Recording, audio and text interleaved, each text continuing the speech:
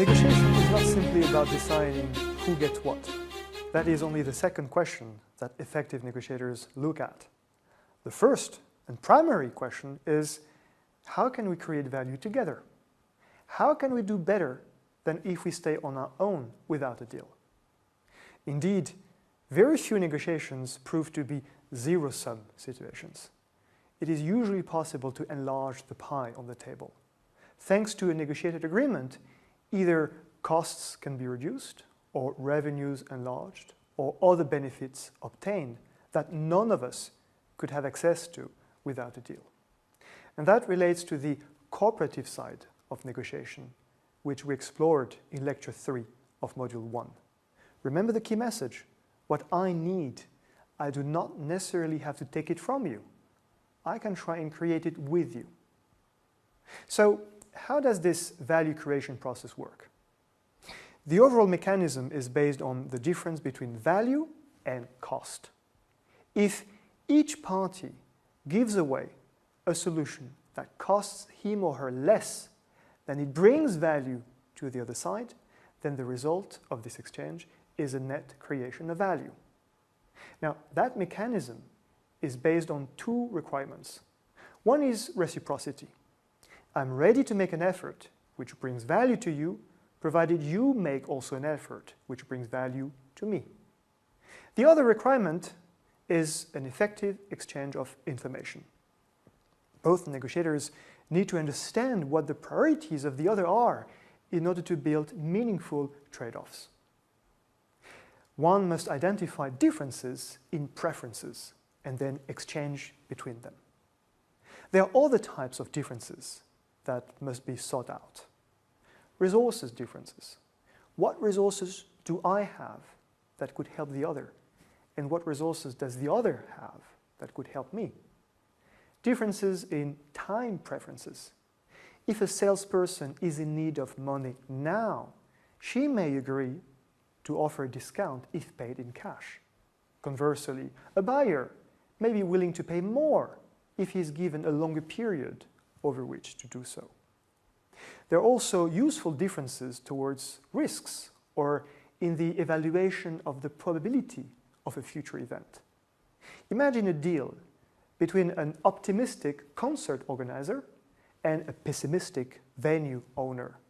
The concert organizer will accept to pay a high lump sum together with a small percentage based on attendance, while the pessimistic venue owner will be pleased with this package, even though, if the concert turns out to be a success, he would have got more with a smaller lump sum together with a higher percentage on ticket sales. As a result, thanks to your preparation and information exchange, explore differences and preferences. One smart way to do this is the technique of multiple equivalent offers. Try and build several offers to throw on the table. They result from different combinations of ingredients: quantity, quality, timing, service, pricing, etc. From your viewpoint, they are more or less equivalent. They cost you the same. However, your counterpart is likely to perceive them as different in terms of value and to show more interest in the offer in which the ingredient he values best is more important.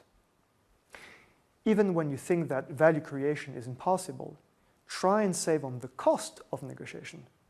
Do not waste time haggling.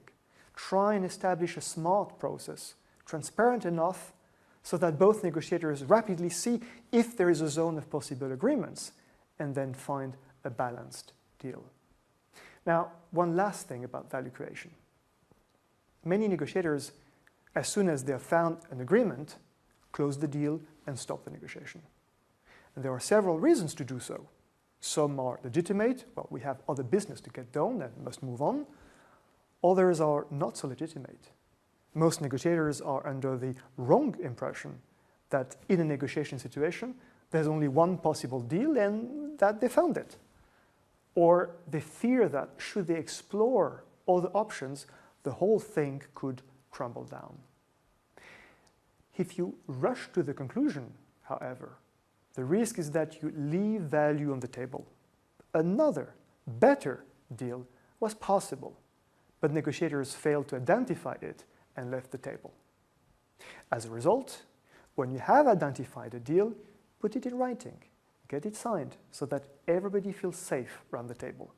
And then engage into another round of discussion while considering this first deal as your shared plan B. Either you manage to find improvements that both of you are happy with, and it would be stupid not to reap them, or you will maintain the first deal. At the end of the day, one challenge remains. The more value you create, the more value there is to be shared. And that's why you need to know how to maneuver your way in the competitive side of negotiation. And this will be the topic of the next 2 videos. At the end of the day, negotiation is also about deciding who gets what, how to distribute across the table the revenues or the cost, etc. And the more you manage to create value in the first place, well, the more you need to be good at managing this competitive side of the negotiation. And here, it is important to know the usual bargaining tactics. Let me introduce them here in order for you to avoid using them, because they're slightly borderline, and they could backfire. They could usually hurt the relationship, and they have a short-term orientation which is contrary to your business long-term interest. But I will introduce them so that you can recognize them and counter them if the dark side of the force uses them against you. How to counter these techniques will usually rely on the following 3 ingredients. First, thanks to your preparation, have as much information as possible. Most manipulative tactics rely on information asymmetry. Second, build a relationship. These tactics, or dirty tricks, are used less frequently amongst negotiators that have a long-standing relationship. Third, insist on process. This is not how you intend to negotiate, and you expect respect and reciprocity. Now, for each of the following commonplace tactics, I will introduce how they work, the trick, why it is risky to use them, and most importantly, how to respond to them. Extreme anchoring is one of the most commonly used tactics. An unrealistic figure is thrown on the table in an attempt to anchor the discussion in a zone that is favorable to one side of the table. Now, if you do this yourself, the risk is that the other party simply leaves the table, under the impression that her solution away from the table is far more interesting than your offer. Another risk is that she responds with a counter-anchor, equally extreme, but on the other side, and then you enter into some sort of trench warfare. Now, the best way to handle extreme anchoring is to ask for justifications. Please help me understand how you come up with such a figure. Either it was sheer bluff, there's no justification, and then soon another, more realistic offer will have to appear on the table. Or it wasn't bluff, and then you may want to consider your plan B. Making the other negotiate against himself or herself is pretty perverse. Imagine you've prepared a proposal in order to impress a potential new customer. In the first meeting, they tell you something like, well, probably you sent the wrong document, because this is so much below our expectations that there's no point discussing this today. But to give you a chance, why don't we meet in 2 days, and then in the meantime you send us another, better, serious proposal. Now be prepared for this scenario, because most people will simply go back home and try to repair, improve the offer. So they're losing ground, but they got nothing as reciprocity. So be ready on the spot to ask for a counter-offer from them, or at least try and grab for information. Help me improve my first offer by discussing now why it is not up to your expectations. Another classic technique is linkage, to add non-related issues. It consists of pulling a new demand out of nowhere and linking it to the existing stakes on the agenda. It usually works well because the other negotiators remain focused on the initial perimeter of the negotiation, and they have not prepared anything about this unexpected new item. There are 2 ways to to respond to linkage. If the power balance is comfortable, you may want to answer, well, I beg your pardon, but we had agreed to discuss A, B, and C, so the discussion will remain around A, B, and C. Full stop. But if the power balance does not allow you this approach, then try to propose, well, I'm perfectly happy to discuss this new item, D, and in order to give you fruitful answers on D, I need time to confer with my colleagues.